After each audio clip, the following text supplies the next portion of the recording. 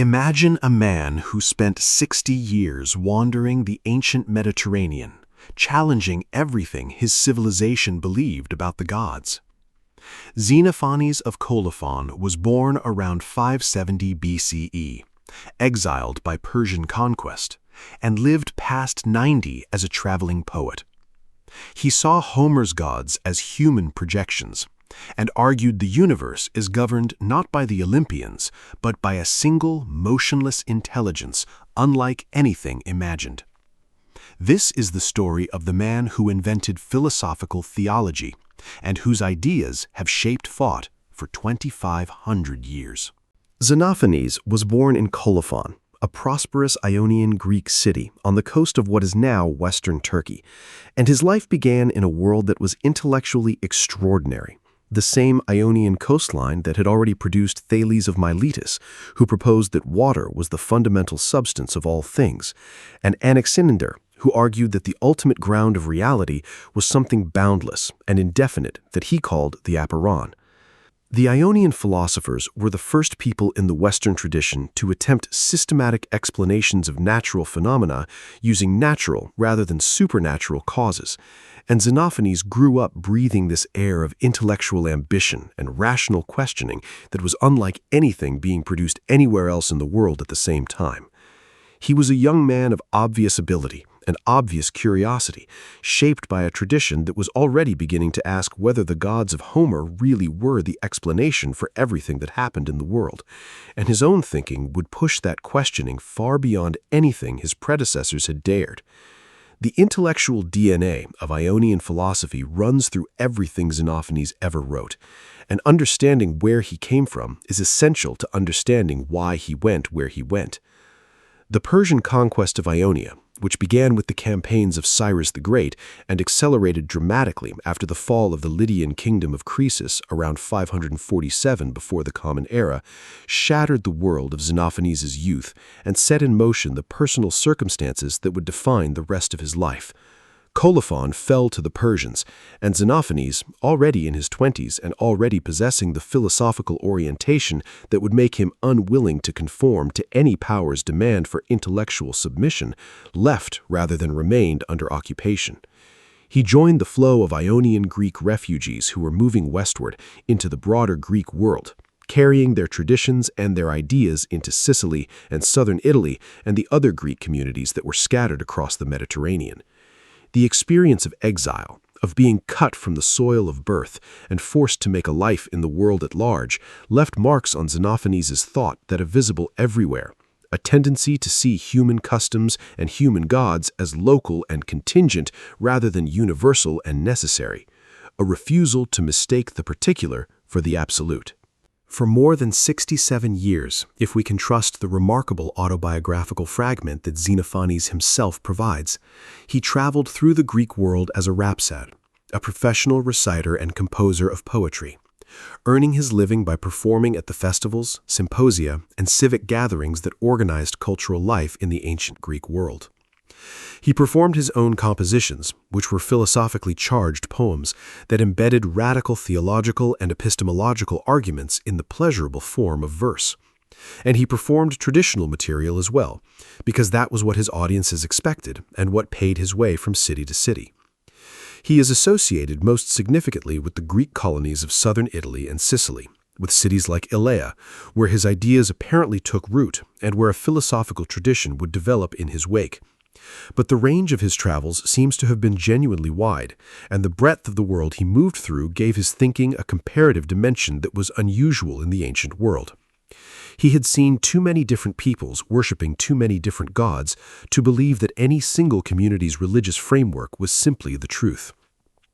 The lifestyle of the traveling intellectual in the ancient world was genuinely precarious, dependent on hospitality, on the goodwill of wealthy patrons, on the ability to find audiences who would pay for entertainment that also happened to be philosophically subversive.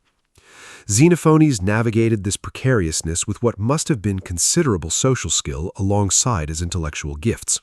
because the evidence suggests he did it successfully for decades, finding audiences for ideas that were genuinely shocking by the standards of his time and place.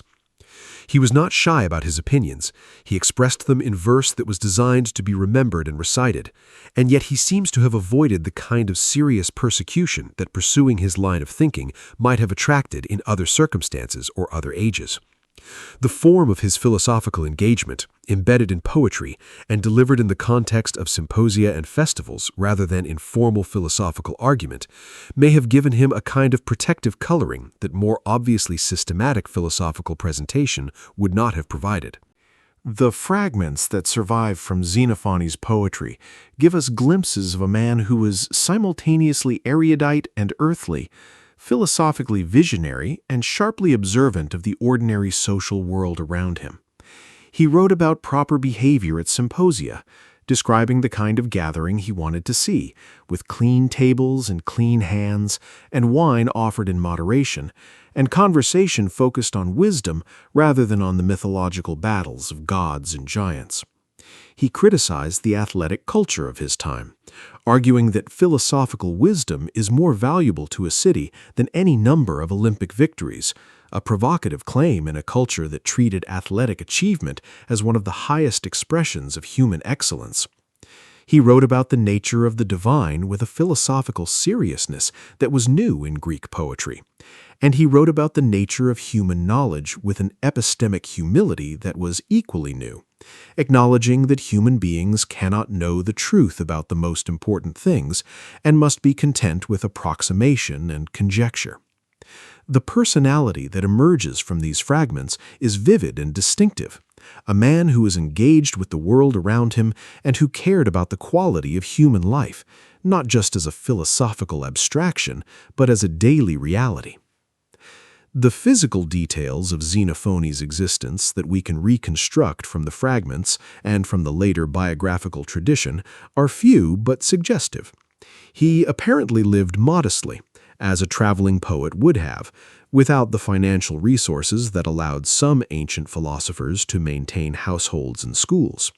He seems to have composed prolifically, producing elegies, hexameter poems on philosophical subjects, and satirical verses that were sharp enough to have attracted the label of psiloi, mocking poems in antiquity. He addressed some of his poems to specific audiences and specific occasions, including the founding of the city of Elea by Phocéan refugees, which connects him personally to the history of Greek colonization that was reshaping the Western Mediterranean world during his lifetime. The picture that emerges is of a genuinely independent intellectual, someone who had chosen the freedom of the road over the security of settled life, and who used that freedom to say things that more settled people might have found it prudent to keep to themselves. The company of thinkers with whom Xenophanes is most naturally grouped, the pre-Socratic philosophers, were almost all his contemporaries or near contemporaries, and the conversations, real or imagined, between his ideas and theirs illuminate both the distinctiveness of his contribution and the shared intellectual concerns that made this moment in Greek history so extraordinary. He apparently knew of Thales and referred to him, and his own cosmological proposals, though they do not survive in detail, were clearly developed in dialogue with the Milesian tradition of seeking natural explanations for natural phenomena. Heraclitus, who was a younger contemporary and who criticized Xenophanes explicitly, though the specific content of the criticism suggests he knew his work well, represents the other dominant strand of Ionian philosophical thinking, the emphasis on change and flux and the unity of opposites rather than on stable underlying substance. Pythagoras, another of Xenophanes' targets of implicit or explicit criticism, represents the mathematical and mystical strand that the Ionian tradition was simultaneously generating. Xenophanes stood in relation to all of these as both a participant in the shared project of philosophical inquiry and a distinctive voice with concerns and commitments of his own. The city of Elea, in the Greek-speaking region of southern Italy, holds a special place in the story of Xenophanes because it was founded by Phocéan refugees during his own lifetime, and it became the home of the Elaic philosophical school, the tradition most strongly associated with his name in antiquity, even though the precise nature of his relationship to that school remains debated. Parmenides of Elea, the founder of Elaic philosophy proper, is described by some ancient sources as a student or follower of Xenophanes, and the Elaic argument that reality is one, unchanging, and accessible only to reason rather than to the senses does have structural resonances with aspects of Xenophanes' theology. But the precise intellectual relationship is difficult to establish from the surviving evidence, and it would be an oversimplification to describe Xenophanes as simply an Eleatist before Parmenides.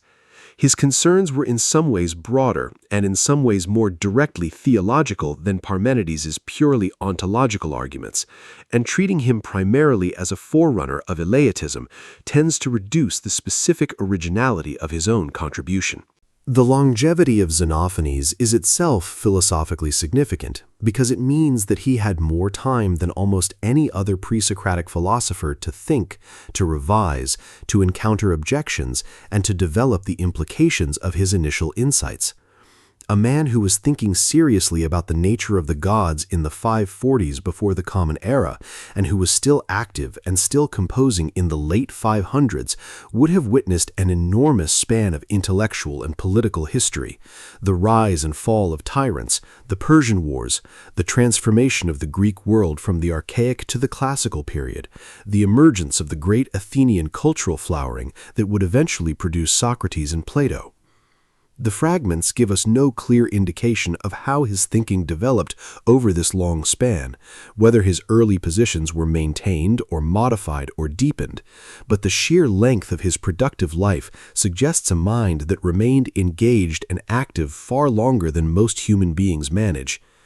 There is something moving about the image of a man of 90 still composing verses about the nature of God and the limitations of human knowledge. What Xenophanes represents in the history of philosophy is something that is easy to underestimate because it has become so familiar. The idea that the religious beliefs of a particular culture are not simply true, but are human constructions that can be examined, questioned, and criticized using rational argument. This idea seems obvious to us now, but it was genuinely novel in the ancient world, and the courage it took to express it publicly in a society organized around the religious frameworks that Xenophanes was questioning should not be underestimated. The Greek gods were not merely theological propositions that could be accepted or rejected on purely intellectual grounds. They were woven into every aspect of political, social, and cultural life, into the festivals that organized the civic calendar, into the oaths that gave legal agreements their binding force, into the epic poems that educated children about their heritage and their values. To say, as Xenophanes said, that Homer and Hesiod had attributed to the gods things that were shameful by any rational moral standard was not simply a philosophical observation, it was a challenge to the foundations of civilizational life. The emotional dimension of Xenophanes' philosophical career, the feeling quality of a life lived in permanent exile, engaged in permanent intellectual combat with the inherited wisdom of one's civilization, is something that the surviving fragments allow us to glimpse without fully revealing. He wrote with an intensity that suggests deep personal investment in the questions he was raising, not merely the professional competence of a skilled craftsman of ideas, but the passion of someone for whom these questions mattered existentially. His criticism of Homeric religion is not the cool detachment of an academic making a careful philosophical argument.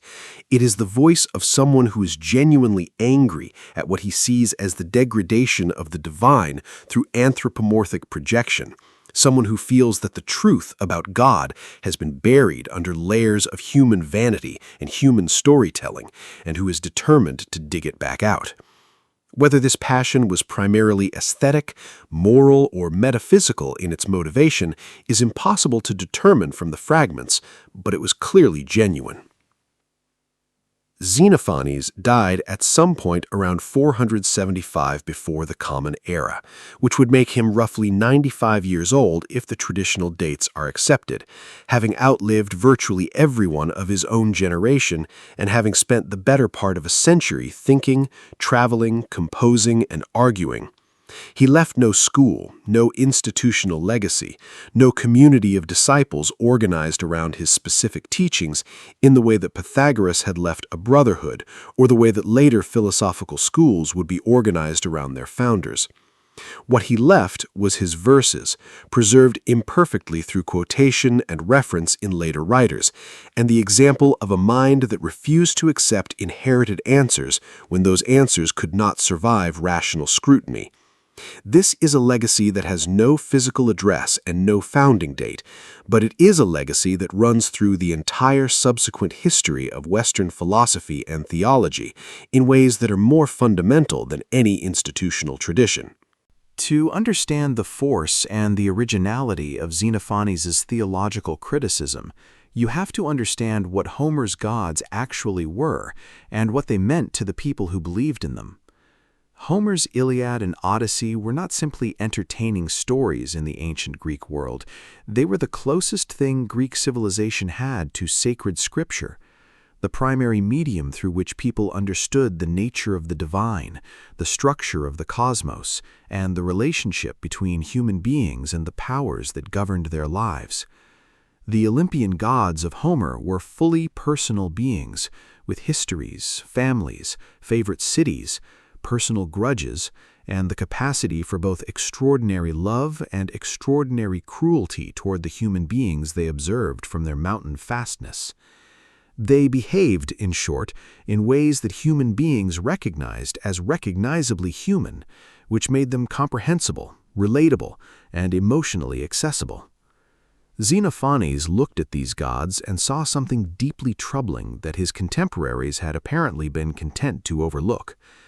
Homer and Hesiod, he wrote, in lines that have survived as one of the most powerful passages in early Greek poetry, have attributed to the gods everything that is shameful and blameworthy among human beings: theft, adultery, and mutual deception.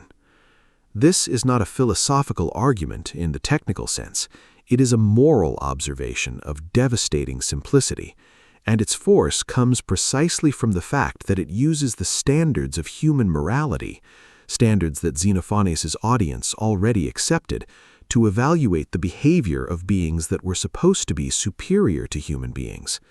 If it is wrong for human beings to steal and commit adultery and deceive each other, and everyone in Xenophanes' audience would have agreed that it was wrong, then why are these activities considered acceptable and even amusing when performed by gods? The question that Xenophanes embedded in this criticism was one that opened a fault line running through the entire structure of Greek religious understanding.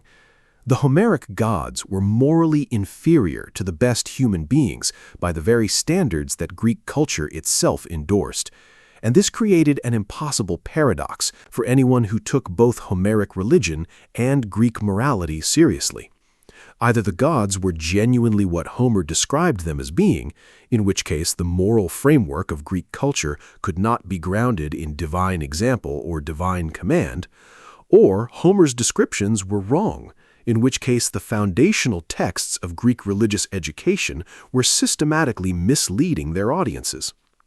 Xenophanes chose the second option and drew from it a conclusion that was both philosophically necessary and socially explosive: that Homer's gods were not an accurate representation of the divine, but a human projection onto the divine of everything that was most recognizably and most problematically human.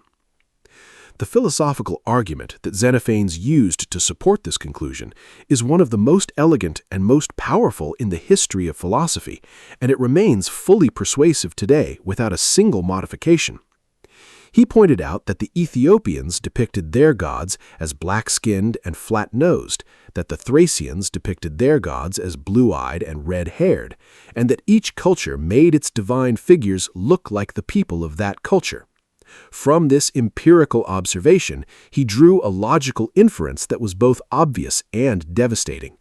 If horses and oxen and lions had hands and could draw pictures, they would draw their gods as horses and oxen and lions, because that is the form that each species would project onto the divine. The conclusion is inescapable. The content of any culture's religious beliefs tells you primarily about the culture and the species that produced those beliefs, not about the actual nature of the divine. This argument, which modern philosophers and anthropologists recognize as one of the earliest and clearest formulations of what is now called the anthropomorphic projection thesis in the philosophy of religion, had implications that extended far beyond the specific content of Greek polytheism. If every culture projects its own form onto the divine, then no culture's specific conception of the divine can be simply true in the way that its believers imagine. This does not necessarily mean that there is no divine reality at all. Xenophanes was not arguing for atheism, but it means that human beings have a systematic tendency to mistake their own reflections for the divine face, to confuse the image they have constructed of God with the reality of what God actually is. The humility this argument demands is not merely intellectual but spiritual, a genuine recognition that the most important questions about the nature of reality are beyond the reach of ordinary human projection and require a fundamentally different approach. The emotional register of Xenophanes' attack on Homeric religion is worth dwelling on for a moment, because it was not the cold detachment of pure philosophical analysis, but something warmer and more urgent. He seems to have been genuinely offended by the moral quality of the Homeric gods, genuinely disturbed by the idea that the divine was being conceived in ways that not only fell short of genuine greatness, but actually celebrated qualities that any serious moral framework would condemn. His anger at Homer and Hesiod was the anger of someone who believed that the stakes were high, that getting the concept of the divine right was not a merely academic exercise, but a question that had real consequences for how human beings organized their moral and spiritual lives. A civilization that worships gods who steal and commit adultery is a civilization that has given divine sanction to theft and adultery, and Xenophanes found this morally unacceptable, regardless of the literary beauty of the poetry in which these divine behaviors were described. The specific examples of divine behavior that Xenophanes criticized are worth noting because they were chosen with care. The theft of Hephaestus, the adultery of Ares and Aphrodite, the mutual deceptions of gods and mortals that run through both the Iliad and the Odyssey were among the most famous and most frequently narrated episodes in Homeric poetry, precisely the episodes that audiences knew best and enjoyed most. Xenophanes was not attacking obscure or minor details of mythological tradition, but the central popular entertainment of his civilization, the stories that everyone knew and that everyone had been educated to regard as revelatory of the nature of the divine. His criticism was targeted at the heart of the tradition rather than its periphery, and this targeting gave it a force that a more selective or more peripheral critique could not have achieved. The philosophical tradition of allegorical interpretation of Homeric myth, which was already beginning in Xenophanes' time, and which would become enormously influential in subsequent Greek intellectual history, represented one possible response to his criticism. The allegorical interpreters argued that the apparently immoral behavior of the gods in Homer was not to be taken literally, but symbolically, that the myths encoded deep truths about natural processes or psychological realities in narrative form, and that properly interpreted, they were not morally offensive at all. Xenophanes seems to have been aware of this kind of interpretive move and dismissed it, not because allegorical interpretation is inherently worthless as a hermeneutical strategy, but because he believed that the primary meaning of the poems, the meaning that ordinary people who heard them actually received, was the literal one, and that the damage done by the literal meaning to the concept of the divine could not be undone by the sophisticated interpretation of a philosophical elite.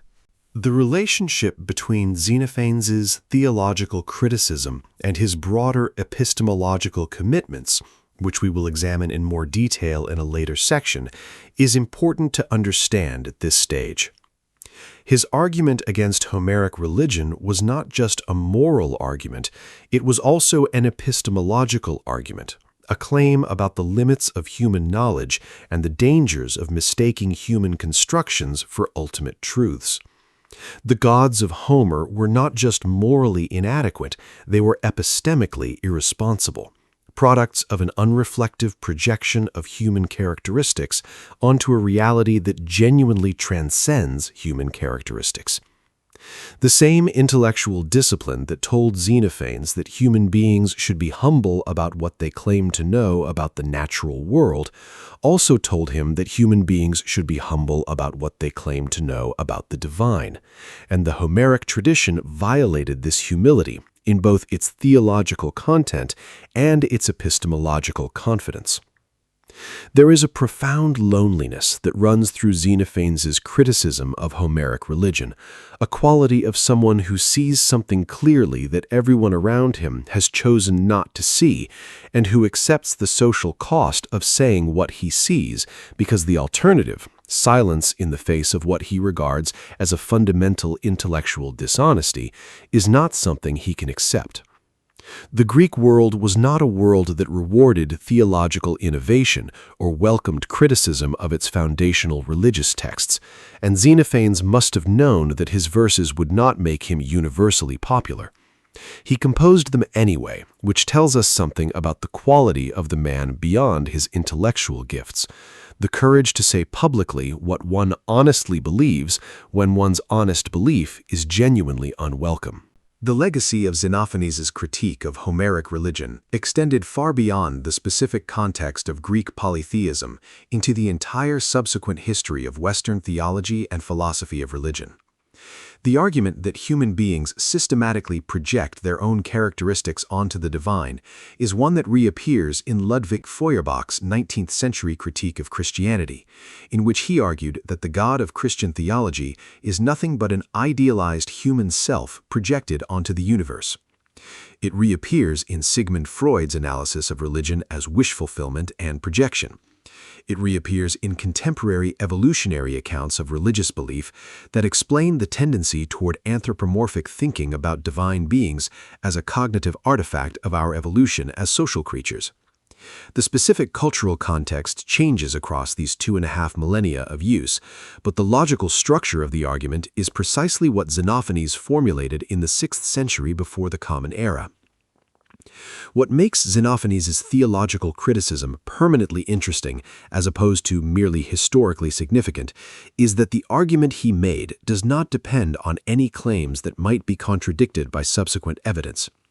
The empirical premise that different cultures project their own physical and cultural characteristics onto their divine figures is confirmed by every subsequent study of comparative religion. The logical inference from this premise to the conclusion that no single culture's conception of the divine can be simply true is as valid today as it was when Xenophanes first drew it. And the positive implication of the argument that whatever the divine actually is, it must be something that genuinely transcends human characteristics rather than simply reflecting and amplifying them, remains a philosophically serious position that serious theologians and philosophers of religion continue to engage with. Having demolished the theological framework of Homer and Hesiod through rational criticism, Xenophanes did not leave the divine landscape entirely empty. He proposed instead a conception of the divine that was as different from the Olympian gods as the Olympian gods were from the forces of nature they supposedly controlled, a conception so radical in its departure from everything that Greek religious tradition had assumed that it required entirely new language to express and has required entirely new philosophical frameworks to understand. He wrote that there is one God, greatest among gods and men, like mortals neither in body nor in mind, seeing all as a whole, thinking all as a whole, hearing all as a whole, and without toil shaking all things by the mind of his thought. This is not simply a different God, it is a different concept of godhood entirely. The move from polytheism to something approaching monotheism that Xenophanes makes in these verses is philosophically significant in ways that go beyond the mere numerical difference between many gods and one God. The Homeric gods were many precisely because they were personal, because they had the kinds of distinct individual identities, histories, relationships, and concerns that require multiplicity in order to be fully expressed. A divine world that consisted of nothing but a single, fully personal being would still be in important respects a smaller and simpler divine world than the Homeric pantheon, because it would lack the drama, the conflict, the web of relationships, and the full range of human-like experience that the pantheon embodied. What Xenophanes' one God represents is not simply numerical consolidation, but a fundamentally different conception of what divinity is, one that has deliberately stripped away everything personal, everything anthropomorphic, everything that made the Homeric gods interesting as narrative characters. The description of Xenophanes' one God as greatest among gods and men is often read as a concession to polytheism, an acknowledgement that other divine beings might exist even if one is supreme among them. But this reading is probably mistaken. The phrase is better understood as a rhetorical gesture that acknowledges the context in which Xenophanes is writing, a context in which the existence of multiple gods is the assumption everyone brings to any discussion of the divine, while simultaneously transforming the very concept of divine greatness in ways that undermine the polytheistic framework. To say that there is one God greatest among gods and men, and then to describe this God as utterly unlike mortals in both body and mind, is to say that whatever is truly greatest, whatever genuinely deserves the name of divine, is something that shares none of the characteristics of the beings that Greek religious tradition called gods. The cognitive attributes that Xenophanes assigns to his one God, seeing all, thinking all, hearing all as a whole, are not simply scaled-up versions of human cognitive capacities. They are a fundamentally different mode of cognition, one that operates without the limitations that structure all human and indeed all Homeric divine knowing. The necessity of attending to one thing at a time, of having one perspective from one location, of knowing some things and not others. The divine mind of Xenophanes knows everything simultaneously and as a whole, not as a sequence of individual perceptions gathered from different places at different times, but as a single unified apprehension that requires no movement, no effort, and no sequential processing. This conception of omniscience is genuinely philosophical rather than merely poetic. It is asking what knowing would have to be like if it were genuinely unlimited, if it were free from all the constraints that make human knowing the partial, perspectival, effortful activity that it is. The claim that the divine shakes all things by the thought of its mind without toil is one of the most philosophically interesting in all of pre-Socratic thought,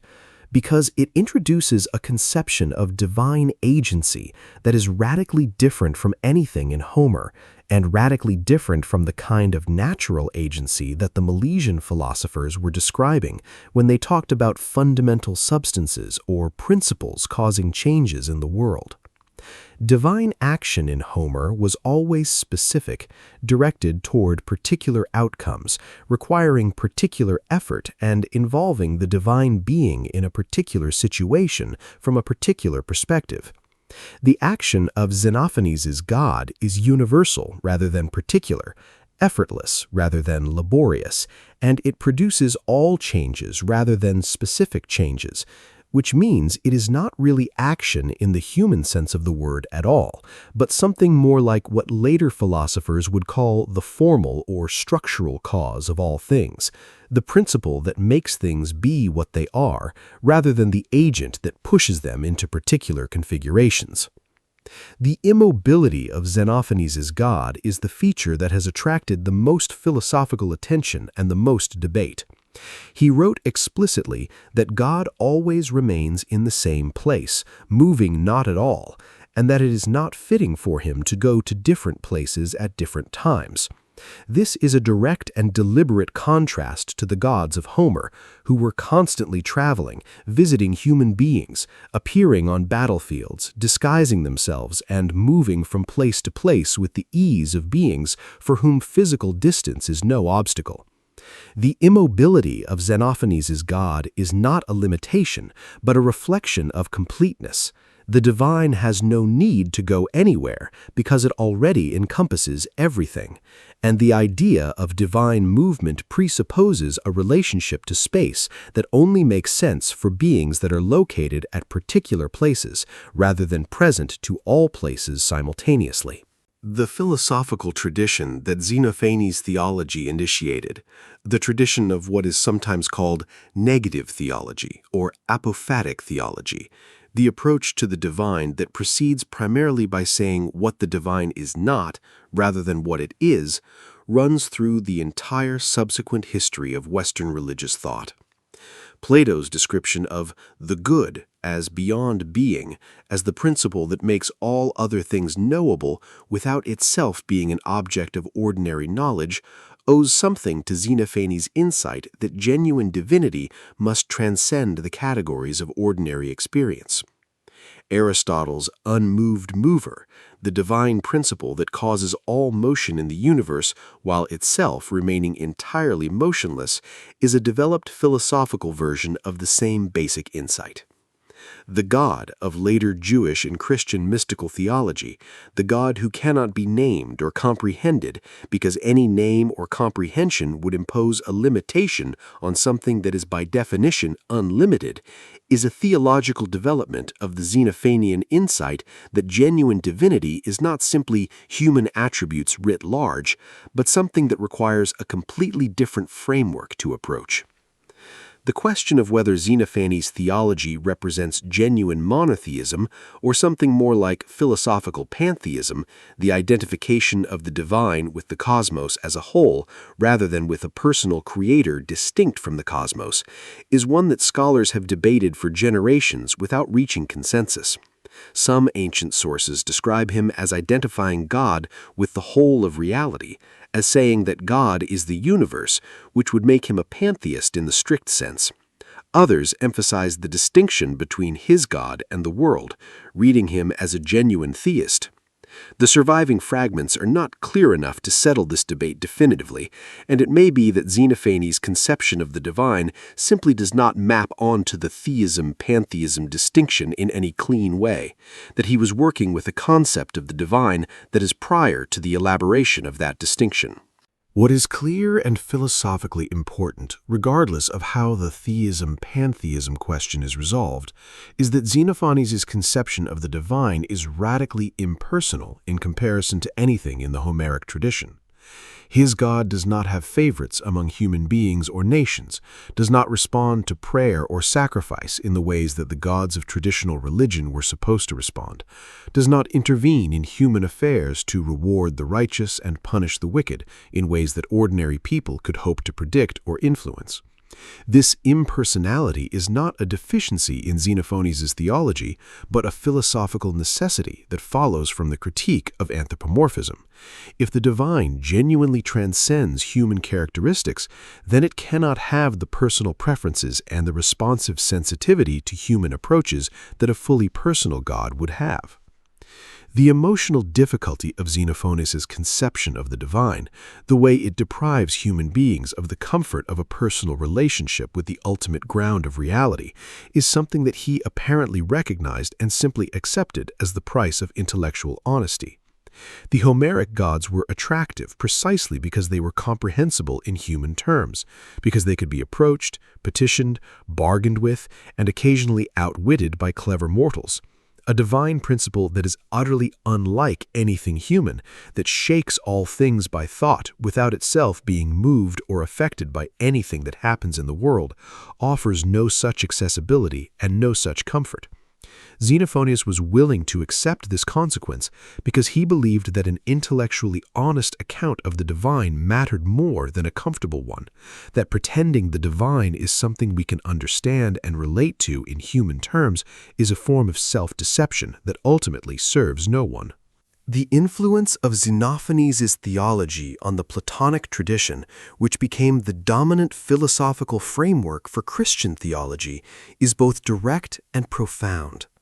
Plato's conception of the divine principle as something that is genuinely beyond ordinary being and ordinary knowing, as the source and ground of all reality, but not itself an object of the kind of knowledge we have about ordinary things, is the developed philosophical version of the Xenophanian insight that divinity genuinely transcends everything we can think or say about it. The Neoplatonist philosophers, particularly Plotinus and his followers, made the utterly transcendent, incomprehensible character of ultimate reality the centerpiece of their entire metaphysical and spiritual system, and they did so in explicit dialogue with the Platonic tradition that had itself been shaped in part by the Xenophanian legacy. The God of philosophical theology, the God whom the greatest theologians of the Christian tradition describe as beyond all human categories and all human comprehension, is a God whose philosophical lineage includes the traveling poet from Colophon, who had the courage to say that Homer's gods were not gods at all. There is something deeply moving about Xenophanes' theological vision, something that goes beyond its philosophical importance and touches the dimension of genuine spiritual seriousness. He was not simply making an intellectual point about the inadequacy of anthropomorphic religious projection. He was reaching for something, trying to articulate what genuine divinity would have to be if it were genuine, rather than merely human vanity disguised in divine costume. The passionate inadequacy of his language, the way his description of the one God simultaneously asserts and withdraws, says what the divine does without quite being able to say what the divine is, reflects a genuine encounter with the limits of human conceptual resources in the face of what he believed to be a genuinely unlimited reality. This is not the confident assertion of a theologian who has all the answers. It is the honest struggle of a thinker who knows more clearly what the truth is not than what it is, and who finds that honesty more valuable than any comfortable fiction. The most astonishing intellectual achievement of Xenophanes, the one that is most consistently underappreciated in the standard accounts of pre-Socratic philosophy, is not his theological criticism, or even his proposed positive conception of the divine, remarkable as both of these are. It is his epistemology, his systematic reflection on the nature and limits of human knowledge, and specifically his recognition that human beings cannot, in principle, have certain knowledge about the most important matters, including the nature of the divine and the fundamental constitution of reality. This recognition, expressed in a fragment that is among the most philosophically dense and most philosophically important in the entire pre-Socratic corpus, represents the birth of genuine epistemological reflection in the Western tradition, the moment when a philosopher first asked not just what we know, but what knowing itself is and what its limits are. The fragment in question reads, in translation, as follows: "The gods did not reveal all things to mortals from the beginning, but over time they find out better through seeking. And as for certainty, no man has seen it, nor will there ever be a man who knows about the gods and what I say about all things. For even if he were to hit upon the perfect truth, he would not know that he has done so. Opinion is fashioned over all things." This passage is extraordinary for several reasons, each of which repays careful attention. The opening claim that the gods did not reveal everything to human beings from the beginning is itself a significant theological statement, implying a view of human cognitive development as a process of progressive discovery rather than a reception of complete and perfect revelation from above. Human knowledge grows over time through seeking, through the active investigation of the world, rather than the passive reception of divine disclosure. The second part of the fragment is philosophically even more striking. Xenophanes does not simply say that human beings happen not to have certain knowledge about the gods and about the fundamental nature of things. He says that no human being will ever have such certainty. This is not an accidental limitation that might, in principle, be overcome with better methods or more careful investigation. It is a structural feature of the human epistemic situation. Even if a human being happened to arrive at a completely accurate account of the truth, they would not know that they had done so. They would not be able to distinguish their perfectly true account from a merely approximately true or largely false one. The criterion of certainty, the way of telling that what you believe is true rather than merely plausible, is simply not available to human beings when it comes to the most fundamental questions. The depth of this insight becomes clearer when you consider what Xenophanes is actually claiming. He is not just saying that human beings are fallible, which would be relatively obvious and not philosophically very interesting. He is saying something much more specific and much more radical, that even in principle, even granting that a human being might somehow arrive at the truth, the epistemic resources available to human beings would not allow them to recognize that they had arrived at it. This is a claim about the impossibility of a certain kind of epistemic achievement, the achievement of certainty rather than merely of accuracy, and it applies specifically to questions about the most fundamental features of reality rather than to ordinary empirical questions where confirmation and disconfirmation are possible through experience. The practical consequence that Xenophanes draws from this epistemological situation is not paralysis or despair, but what might be called principled intellectual modesty, the recognition that in the domain of fundamental questions about the nature of the divine and the structure of reality, the appropriate epistematic attitude is conjecture rather than assertion, approximation rather than certainty, and continued seeking rather than confident possession of the truth. This is a philosophical position that is simultaneously deeply humble and deeply serious. Humble in acknowledging that certainty is not available, serious in refusing to conclude from this that inquiry is pointless or that all positions are equally good. Inquiry matters because through time and through genuine engagement with evidence and argument, human beings can find out better, can arrive at positions that are more adequate than those they began with, even if they can never arrive at positions they can be certain are definitively correct. The epistemological position Xenophanes articulates in this fragment has been described by some scholars as fallibilism, the view that our beliefs might always be wrong, even when they are our best and most carefully considered beliefs, and by others as something closer to the skeptical tradition that would later develop through Pyrrho and the academic skeptics.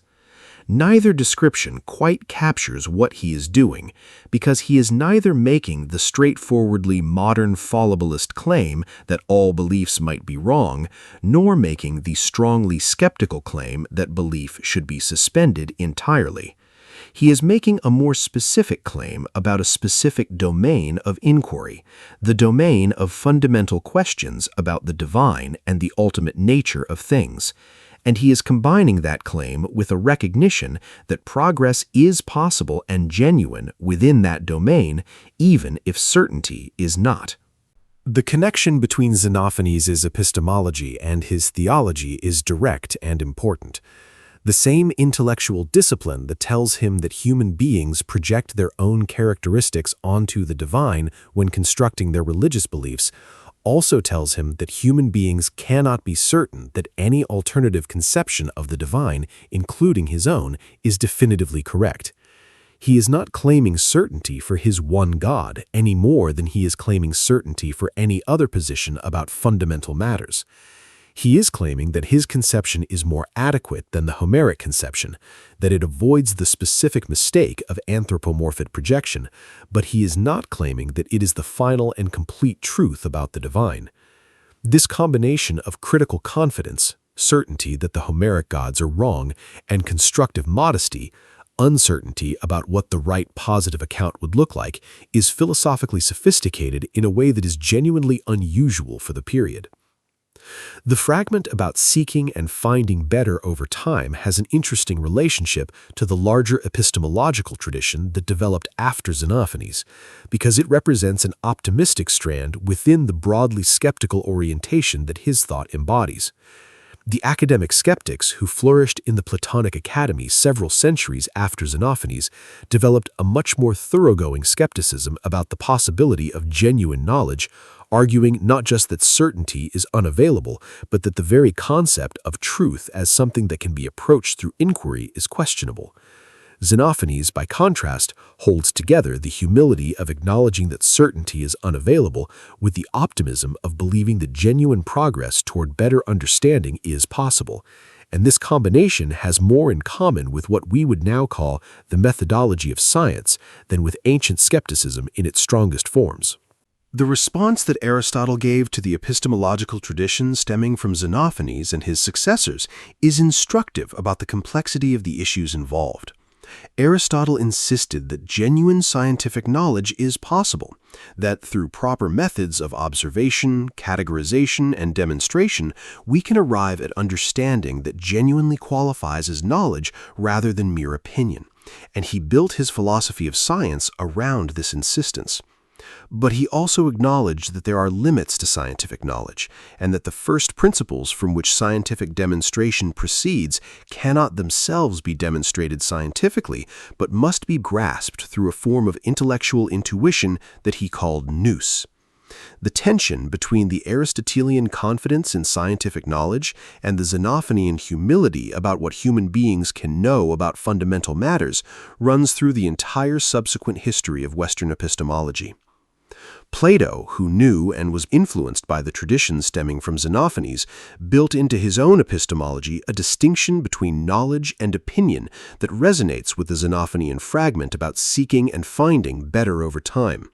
True knowledge for Plato is restricted to the eternal and unchanging objects of pure intellect, the forms, while the changing world of sensory experience can only yield opinion, a form of cognitive grasp that is real and valuable, but that lacks the certainty and the necessity that genuine knowledge requires. The Xenophanian recognition that the domain of fundamental questions is one where certainty is not available becomes in Plato the distinction between the intelligible realm, where knowledge is possible, and the sensible realm, where only opinion is available. And this Platonic elaboration of the Xenophanian insight was enormously influential in the subsequent development of Western philosophy. The modern philosopher who is most often cited in connection with Xenophanes' epistemological humility is Karl Popper, the 20th century philosopher of science, who argued that scientific knowledge progresses not through the accumulation of certain truths, but through the ongoing process of proposing hypotheses and then subjecting them to rigorous attempts at refutation. Popper explicitly acknowledged Xenophanes as a precursor of his own fallibilist epistemology, and the connection is genuine because both thinkers hold together the recognition that certainty is not available to human inquirers with the belief that genuine progress toward better understanding is possible through the right kind of intellectual engagement. The Xenophanian idea that over time, through seeking, human beings find out better is recognizably kin to the Popperian idea that science progresses through the progressive elimination of errors rather than through the accumulation of certain truths. What the epistemological fragments of Xenophanes give us, stripped of their specific ancient context and encountered in their full philosophical force, is something rare and genuinely valuable in the history of thought, a model of intellectual virtue that combines honesty about the limits of human knowing with seriousness about the importance of inquiry and genuine progress toward better understanding. The temptation to claim certainty, to assert that one has found the truth and that the inquiry can now be closed, is one that has distorted intellectual life in every age and in every domain, from theology to political theory to natural science. Xenophanes' insistence that opinion is fashioned over all things, that what we have are always our best current approximations rather than final truths, is a corrective to this temptation that is as needed today as it was when he first articulated it while wandering from city to city across the ancient Mediterranean world. The influence of Xenophanes on subsequent philosophy and theology is one of those historical phenomena that is both enormous in its scope and difficult to trace with precision, because it operated primarily through the transformation of the general intellectual atmosphere, rather than through the direct transmission of specific doctrines by identifiable students organized in a recognizable school. He did not found a school. He did not write systematic treatises, and he did not leave behind an institutional legacy that could preserve and develop his specific contributions in an organized way.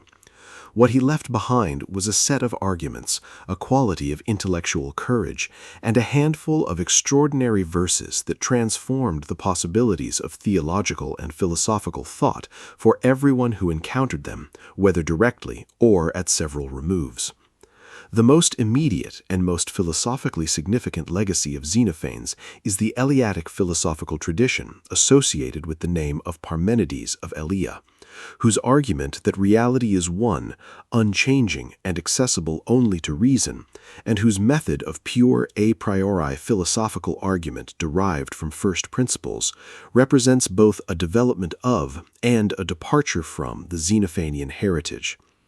The connection between Xenophanes and Parmenides is attested by several ancient sources, though its precise character, whether Parmenides was literally a student of Xenophanes or simply deeply influenced by his ideas, is debated. What is clear is that the Eleatic philosophical program, with its insistence on the unity and unchanging character of genuine reality, its distrust of sensory experience as a guide to truth, and its commitment to pure rational argument as the path to genuine understanding, shares fundamental structural features with Xenophanes' theology and his epistemology. Plato's relationship to Xenophanes, mediated through the Eleatic tradition and through the fragments that circulated in the philosophical world of the 5th and 4th centuries, is visible in some of the most characteristic features of Platonic philosophy. The form of the good, which Plato places at the summit of his hierarchy of being as the principle that makes all other things knowable without itself being an ordinary object of knowledge, has the same quality of transcendent incomprehensibility that Xenophanes attributed to his one God, the quality of being genuinely beyond what ordinary human conceptual resources can adequately capture. The Platonic insistence on the distinction between genuine knowledge and mere opinion, between the certainty available when reason apprehends eternal truths and the fallibility of ordinary empirical belief, develops the Xenophanian recognition that certainty about fundamental matters is not available to human beings in its ordinary cognitive operations. The influence of Xenophanes on the development of natural theology within the Jewish, Christian, and Islamic philosophical traditions is one of the most profound and most underappreciated aspects of his legacy. When the great medieval Jewish philosopher Maimonides argued in his Guide for the Perplexed that all positive attributions to God are inappropriate because God genuinely transcends all categories of human thought, and that the most honest approach to theology is negative, saying what God is not rather than what God is, he was developing a tradition of philosophical theology whose roots include Xenophanes' insistence that the divine is utterly unlike anything human. When the Christian theologian Thomas Aquinas argued that human language about God is necessarily analogical rather than univocal, that when we say God is good, we do not mean good in exactly the same sense we mean when we say a human being is good, he was working within a tradition that had been decisively shaped by the Xenophanian critique of anthropomorphic religious language. The philosophical anthropology implied by Xenophanes' critique of anthropomorphism, the view that human beings have a systematic and apparently irresistible tendency to project their own characteristics onto whatever they regard as most important and most ultimate, has had an influence on modern thought that extends far beyond the philosophy of religion.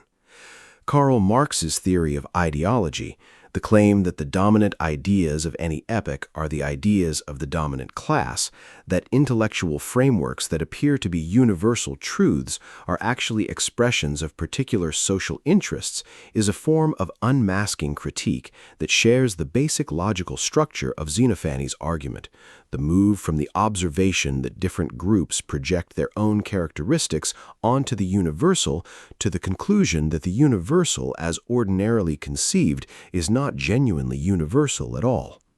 Sigmund Freud's theory of religion, which understood belief in God as a projection of the child's relationship to the father, an externalization of the human longing for protection and authority onto a cosmic level, is another 20th century development of the Xenophanian insight that divine figures in human religious thought reflect human psychological needs and human social structures rather than genuine characteristics of the divine.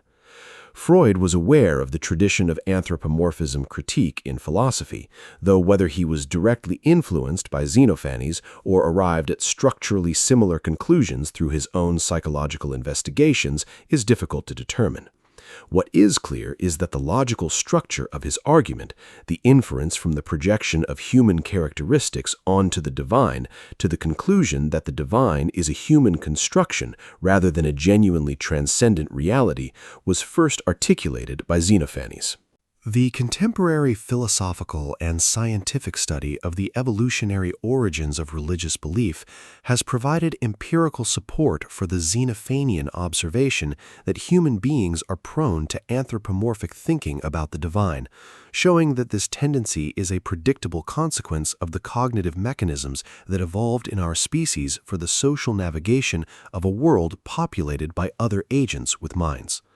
The finding that human beings are hyperactive in their attribution of mental states to things in the world, that we readily perceive intentional agency even in contexts where no such agency exists, explains at the biological level what Xenophanes observed at the cultural and philosophical level, that every culture makes its gods in the image of the people of that culture. This convergence between ancient philosophical insight and modern cognitive science is one of the most satisfying examples of the kind of deep continuity that connects the best thinking of different ages. The tradition of philosophical cosmology that Xenophanes contributed to through his observations about fossils and his proposals about the fundamental constitution of the Earth is another dimension of his legacy that deserves acknowledgement, though the specific claims he made were largely superseded by subsequent developments in natural philosophy and eventually in natural science. He is reported to have noticed fossilized marine organisms in quarries and on mountains, and to have used this evidence to argue that what is now dry land was once covered by sea, an argument from physical evidence to a conclusion about the history of the Earth that anticipates the geological reasoning that would become central to natural science. This empirical attentiveness, the readiness to learn about the structure of reality from the careful observation of physical evidence rather than from the authoritative assertions of tradition, is itself part of the intellectual legacy that Xenophanes helped to establish. The specific contribution that Xenophanes made to the history of the philosophy of science through his epistemological fragments is one that has been increasingly recognized by historians of philosophy in recent decades. He was the first thinker in the Western tradition to ask explicitly what the limits of human knowledge are, and to answer that question in terms that remain philosophically interesting. The recognition that certainty about fundamental matters is not available to human beings even if genuine progress toward better understanding represents an epistemological insight that was not systematically developed until much later in the philosophical tradition. The fact that he was asking these epistemological questions in the 6th century before the Common Era as a traveling poet rather than as a professional philosopher embedded in an institutional context makes the achievement even more remarkable. The influence of Xenophanes on the Stoic philosophical tradition, which was one of the most culturally dominant philosophical movements of the Hellenistic and Roman periods, runs through the Eleatic tradition and through the broader development of Greek theology in the 5th and 4th centuries before the Common Era. The Stoic conception of the divine, a rational principle called the logos or pneuma that pervades all of reality and gives it its ordered structure, is an impersonal and universal divine principle that shares fundamental structural features with Xenophanes' one God. The feature of being utterly unlike human beings in its mode of cognition and agency, the feature of encompassing all reality rather than being located at a particular place within it, and the feature of being the ultimate ground of all order and coherence in the cosmos. Whether this similarity reflects direct Stoic dependence on Xenophanes or independent convergence toward structurally similar conclusions is a question that historians of ancient philosophy continue to explore. The enduring relevance of Xenophanes for contemporary thought lies not primarily in the specific positions he held, though those positions remain philosophically interesting, but in the quality of intellectual honesty that his work exemplifies. He saw a gap between what his civilization believed and what the evidence of careful observation and rigorous argument could support, and he said so publicly and clearly, in verse that was designed to be remembered and to persuade. He was willing to accept the social costs of intellectual honesty, the displacement, the critical reception, the loneliness of the permanent outsider who sees things differently from the majority, because he believed that getting things right mattered more than being comfortable. This combination of intellectual courage and intellectual humility, the courage to say what the evidence supports even when it is unwelcome, combined with the humility to acknowledge that even one's best efforts fall short of certainty, is the philosophical virtue that Xenophanes most fully embodies and that makes him most valuable as a model for anyone who takes the pursuit of truth seriously. There is something genuinely poignant about trying to recover the full reality of Xenophanes from the fragments and quotations that are all we have left of his enormous literary production, something that reminds us of the irreversibility of historical loss and the fragility of intellectual inheritance. The man who spent more than 60 years wandering through the ancient world, composing verses that challenged the most powerful cultural assumptions of his civilization, who saw in fossils the history of the earth, and in the variety of human religious images the self-portrait of human vanity, who reached in his conception of the divine for something that genuinely transcended everything human, while acknowledging that what he had reached might fall short of the truth, left behind only echoes, only quotations in other people's work, only the traces of a life spent in intellectual combat with inherited certainty. And yet those echoes are enough to establish him as one of the most important and most original thinkers in the history of the tradition that shaped the world we inhabit. Subscribe to this channel and stay with us as we continue to recover the lives and ideas of the thinkers who built the foundations of human thought, because there is no better way to understand where we are than to understand where these extraordinary minds were when they were just beginning to see clearly. Xenophanes of Colophon spent 67 years as a wanderer, and in that wandering he saw something that most people spend their entire lives not seeing: the gap between the gods they worship and the reality that lies beyond their projections. He had the intellectual courage to say what he saw, and the poetic skill to say it in a form that could survive the centuries, in verses that have been quoted, debated, and argued over for 2,500 years, and that still have the power to disturb and to illuminate. He gave us the critique of anthropomorphism that runs through every serious philosophical and scientific treatment of religious belief from his time to our own. He gave us the conception of a genuinely transcendent divinity that shaped the negative theology of Jewish, Christian, and Islamic philosophical traditions. He gave us the epistemological humility that acknowledges the limits of human knowledge while refusing to conclude that inquiry is therefore pointless. And he gave us the example of a life lived in service to intellectual honesty, at the cost of security and belonging and the comfort of received wisdom, because the alternative of pretending to know what one does not know was simply not available to a mind of his quality and his integrity.